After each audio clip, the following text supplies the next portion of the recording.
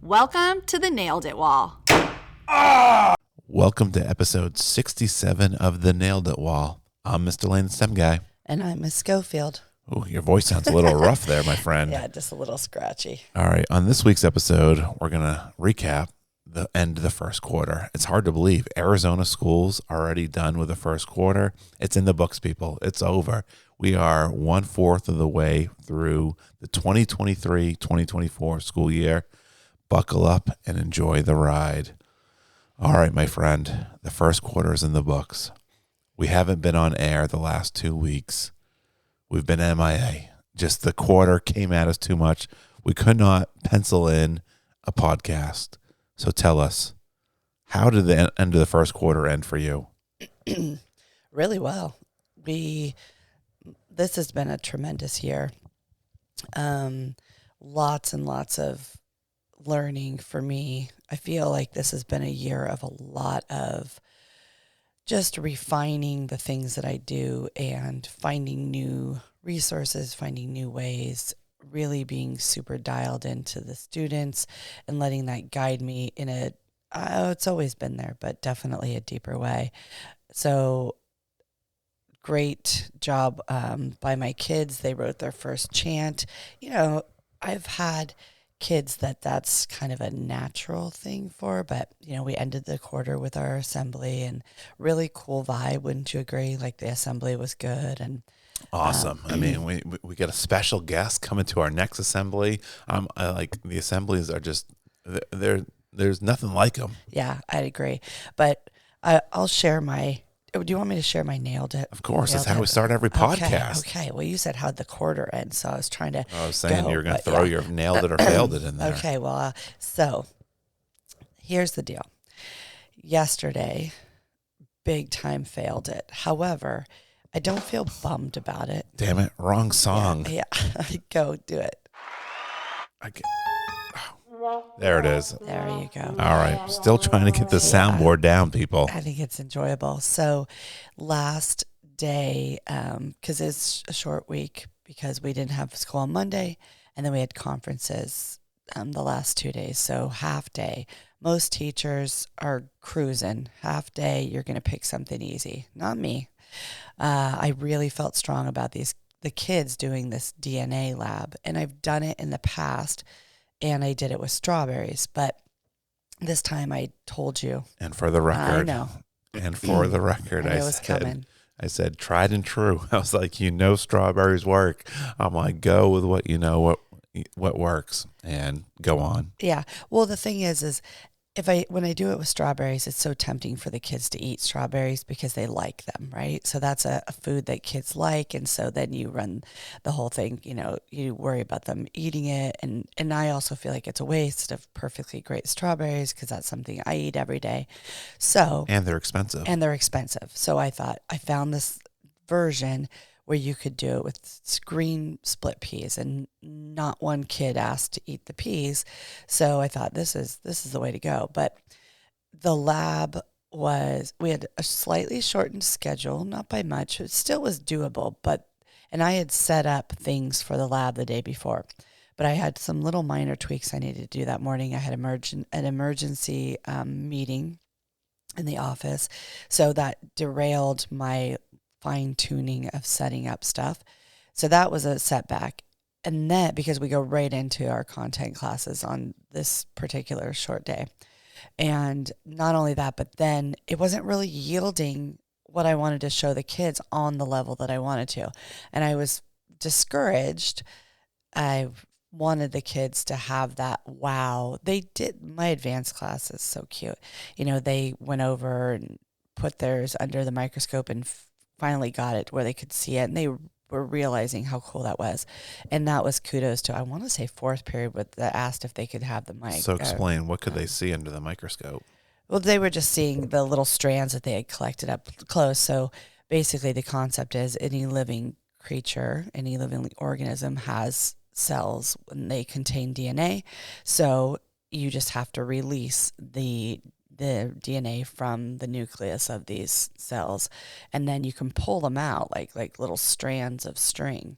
And it is very impressive and cool. It kind of looks like Go ahead. Strawberries ones are awesome. Oh, they're so It just awesome. kind of goes on forever. Yeah, so it didn't turn out the way I wanted it to. And so that was a little bit deflating after one period after the other period. Like there's no break. There's no time for you to regroup much. And so I made minor tweaks as we went, but ultimately it didn't turn out the way I wanted it to, but it did offer me an opportunity to talk to several of my classes and where I just said, this is science. It's not working properly. What do you think is going wrong here? What do you think we should change to see if that helps? And so the conversation's like, okay, well, maybe the water had to be really cold. Maybe the ethyl alcohol that we use needed to be chilled. Maybe who knows?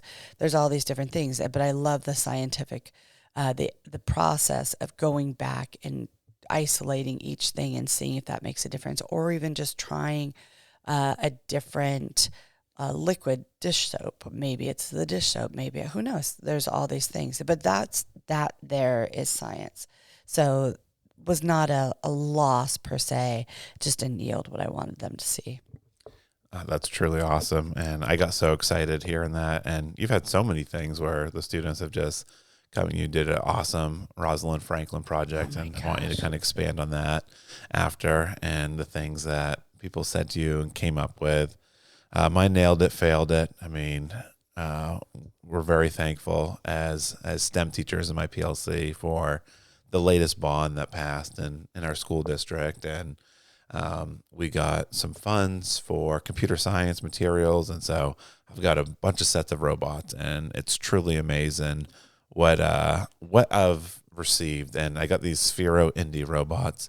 And my big thing is really having students understand, why are we coding things? What is the process? What does this vocabulary mean? And so I've kind of, with my K3 students, even almost K4, gone back to just the basics. And I've started with Scratch Junior and been like, all right, what is code? What is a program? What is an algorithm? And so, and I'll get there with kindergarten as well. And so they're learning these big words, and then these little indie robots. They're these like cute little cars, and they're probably just a notch up bigger than a Matchbox car. And the kids have just loved them, and I've just enjoyed seeing their creativity and walking around and being like, oh, our program has a bug. And I'm like, oh, there's 2 vocab words right there. And so it's been really cool kind of doing that, and just being creative. Like me and you, like oftentimes we'll just stop and be like, this is what we get to do.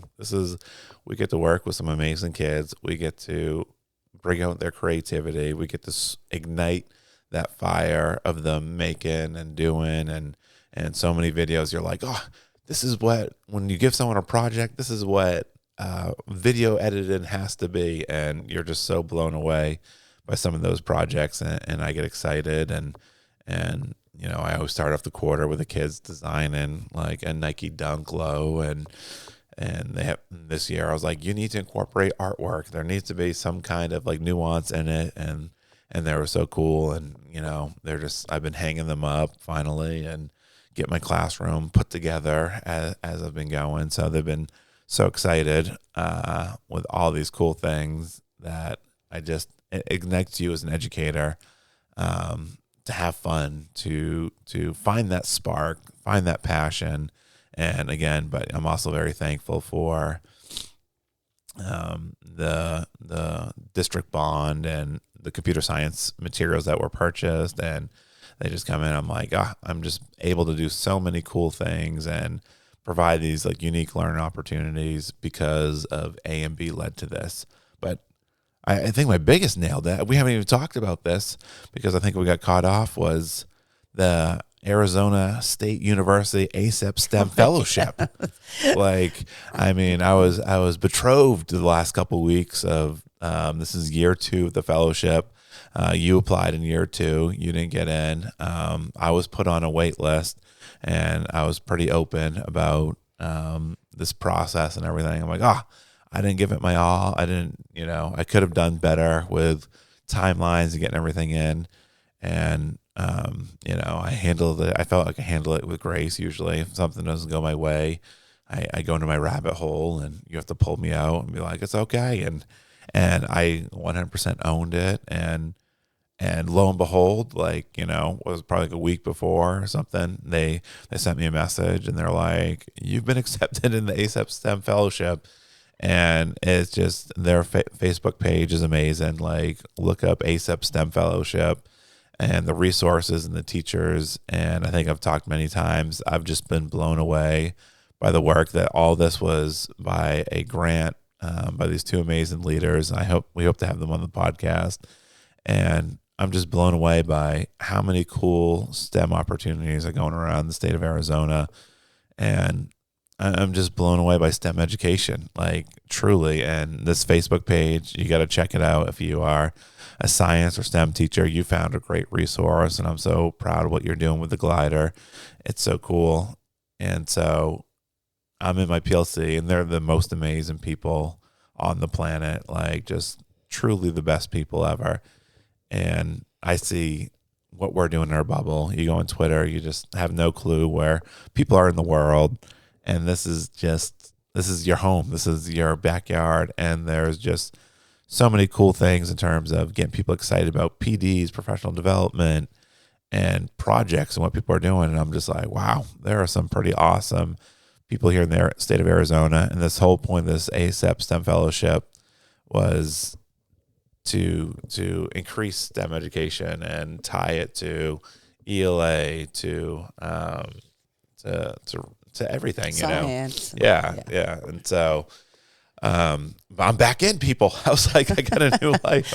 I'm back for year 2, and I learned a lesson, and even if I didn't get in, I'd grow from it. And my PLC, they're just so happy, and I give a shout out, like, to my PLC. They were right there. They were so upset that I didn't get in, and even Liz was name dropping me to the leader. So, and Hope, I don't know what I'd do without the people in my STEM PLC. Somehow I feel like they were behind this little bump that give me a new life and get in there. And so, and I've already you've gone to an SRP Yes. PD day. I've gone to that. one as well. So I'm just, you think about things and you want to have an attitude of gratitude, and you're like, this is an opportunity. Like, and I'm so thankful that I have this opportunity, because so many people wanted to be in it. And me and you were thinking not a lot of people are applying, but they had so many applications, and it's such a unique opportunity that I just oftentimes pinch myself that I'm back in. Like, it just, like, I'm smiling thinking about it, and the fact that I haven't even had this chance to share about it. But go on Facebook, check out ASAP STEM Fellowship to kind of see what is going on. And I'm a year 2 fellow, people. Yay. I am back. So it is truly awesome. Yeah. I mean, I think the thing about the PD is truly awesome, because I think since ISTE, since you doing your thing, it's been really inspired both of us to seek out strong PD opportunities where we are looking for things that are of quality. And all of a sudden, because of the thing that you're in, it has exposed us to some cool things that are being done, put it on our radar. I have a conference that I'm going to coming up because someone in my... You're so excited for this conference. Yeah, I really am. I'm actually, and I signed up for another thing through SRP, a science training in January. And you're so excited for this one too. So excited, and I feel really inspired by all of that. And it's an exciting time, like you said, for STEM, for those of us that have been wanting to do something more complete in our teaching in our classrooms and bring that level up. We have our STEM research this year due for school. That's coming right up. But it's like now, we see how integrated that is on our campus and in our own classrooms as well. It's an exciting time. Yeah, it truly is. I mean, there's just so much. And I even think of our buddy JD. He sent me a thing about U of A esports and Rocket League and these connections. And you just get excited for these things. And a lot of things, like, we learn on our own. And like when you learn things on your own, you don't really learn them well, and when you have the opportunity to learn from someone that's like a master in that content, like you're able to give your students the best opportunity in that regard. And so I'm so excited. And the biggest thing about the ASAP STEM Fellowship is the money that I'm able to spend freely without going through POs and approved vendors, and so I'm so excited. And so Dory, someone that you introduced to me on Twitter, does these truly amazing things. And the 2 projects that I have for 7th and 8th grade, I could not be more proud about what I'm going to be doing. I'm going to keep you on your toes, people, but it's going to be awesome. And another thing I said too, we're going to do the pDNA. We're going to try to figure this out and do a TikTok. So make sure you search up Christy Scofield on TikTok to see, did we get the DNA out of the peas there? Yeah, I am excited to check that out for sure. The level of this group and what they're producing, like you mentioned, the Rosalind Franklin videos. Yeah, elaborate on. Well, first tell us about who is Rosalind Franklin for all of our listeners that do not know who she is. Rosalind Franklin is a scientist who was a key player in the discovery of the structure of DNA, that it's a double helix, this twisted staircase, if you will, shape. And previously... Pretty important stuff. Yeah, pretty important stuff. And it really was this mystery that was not solved. And then she had a key component. Photo 51 is really an impactful part of it. However, she didn't get the credit for her contribution. These other 2 gentlemen were shown her data. They added it to what they already had, and lo and behold, eureka, they know the structure.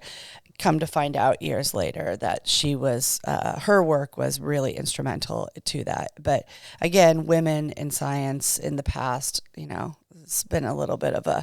It's your passion. Yeah, I mean, and now, so... Isn't the scary thing about history, like how many stories of those I've never know? Yeah, yes. I've never been uncovered. Yes, it is. Well, and we're about to teach, I'm about to go into my lesson on cancer.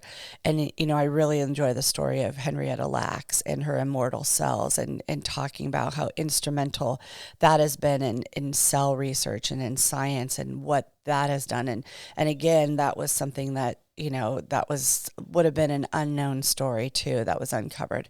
But so these projects, I love how dialed in the kids are, and they created these videos. They had options, student choice options of what they could do with this project, but several of them did videos, got out the costume boxes. They're very excited. Little kids, like, at Halloween, it was adorable. So, but the quality of their videos is so high level. It is spectacular. I can't wait to showcase these because I've just never seen something. This is what I'm excited about. This group is the first group that has not asked me after every assignment has been shared with them, is this for a grade? I have not heard that one time this year. And what do we have to do for this? They're not looking for bare minimum. The integrity and the pride in their work is impeccable for every class. I have just seen such beautiful demonstrations of understanding, and it is completely blowing my mind. I feel excited and honored to sit down and grade their projects because it's the level, like year 1, when you assign something, you think it's going to be this level. And then I was spoiled that year because I did have a lot of really high level thinkers. And so I did get used to some things. And then since then, it's kind of fallen off. So this year I'm like, oh my gosh, videos are back, like as a demonstration of knowledge, because I know that it's there. I know they can show me that. And what these kids did just further proves I was right on that. Well, and I love the conversation. Talk a little bit about how Rosalind Franklin died and what a student said. Yeah, so we were talking about, so she died of ovarian cancer, and her work was working with x-ray machines day in, day out. And so the speculation is there is a good chance that was the cause of her cancer, but you can't know. And we haven't actually talked about cancer yet in class, so they don't realize fully that cancer is not a given. You know, not everyone that smokes is going to get lung cancer. Not everyone, like Rosalind Franklin, who's exposed to copious amounts of radiation, is going to die of cancer of some sort. It's a mutation in your cells, and that happens at random. But there's certain things that increase, you know, certain things that put you at greater risk and that increase your odds, those carcinogens. Now, I was talking about that with them, and I said, you know, so what do you think could have had? Well, it could have been the radiation.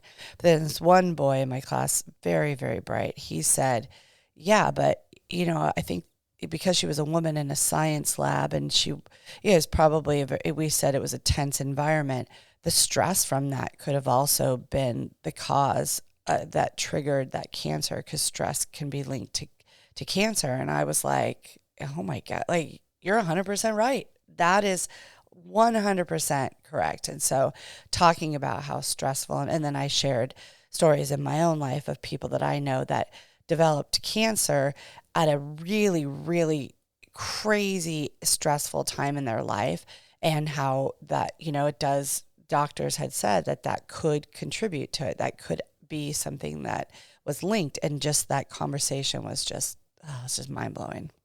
I love that. And the fact that me and you are, you know, and I know some of the other teachers on our campus starting to use Canva. At our January 2nd PD day, me and you are leading a 90-minute session for teachers on Canva presentations, which we're so excited about. Like, you are doing such a great job, and I love that you kind of hopped on board with me as well. And I'm loving all of your Canva presentations. You're doing such a good job at Canva.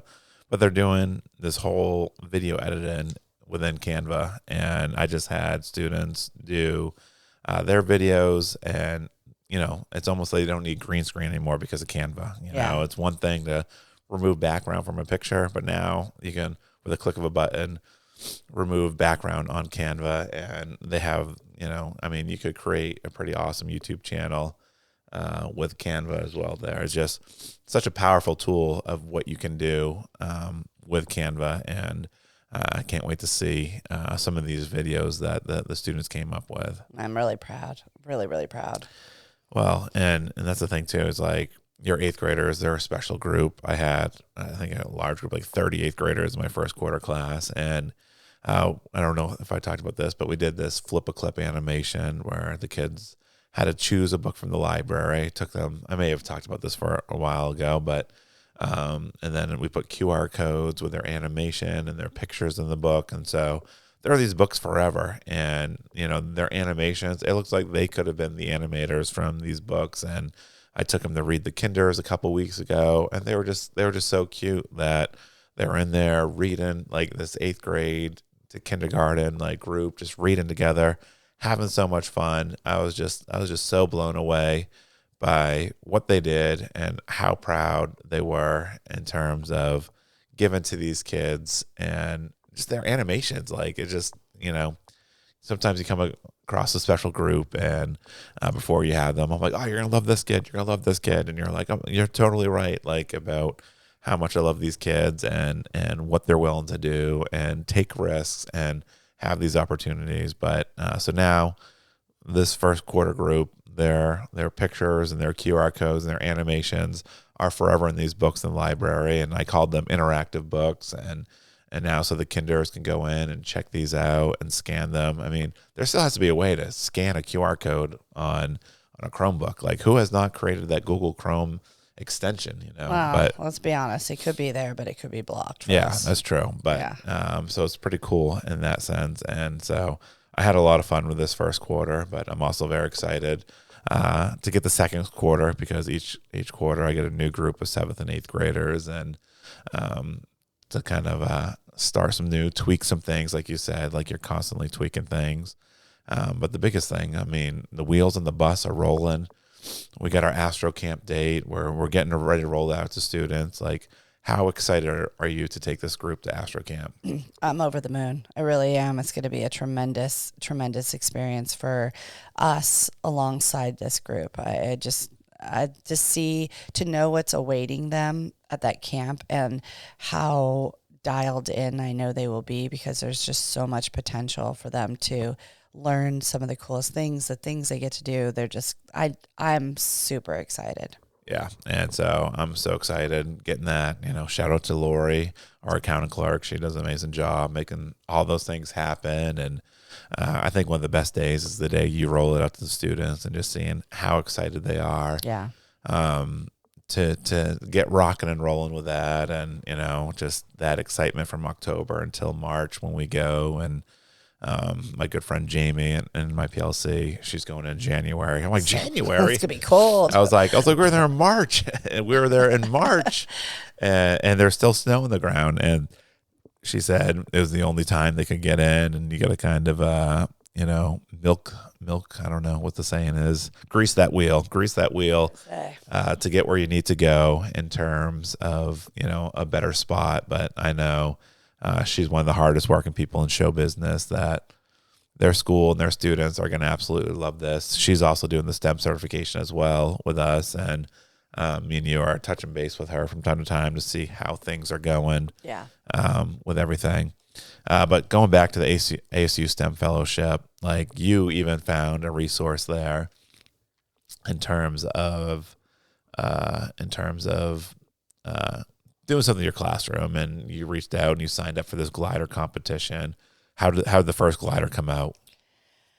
Well, it was a lot of prototypes. They learned a lot of stuff, and I'm still kind of, we're in a little bit of a predicament. So you keep bringing this glider thing up, and I'm just sitting here thinking like, I'm pushing you. I know. I'm not. I'll be honest. I'm not sure it's happening at the glider event, and I'll tell you more later. But we're on the podcast. This is where you tell us. Well, okay, so it was a first quarter thing, and really the person's glider that we had our best option, he left the school, and so the other one, he's kind of in, he's kind of out. So, and it's a, I don't know, that it's a tricky thing to start with this group. So the things I've been contemplating, because I do have the resources, is I was thinking of dividing this STEM group into two groups and having them compete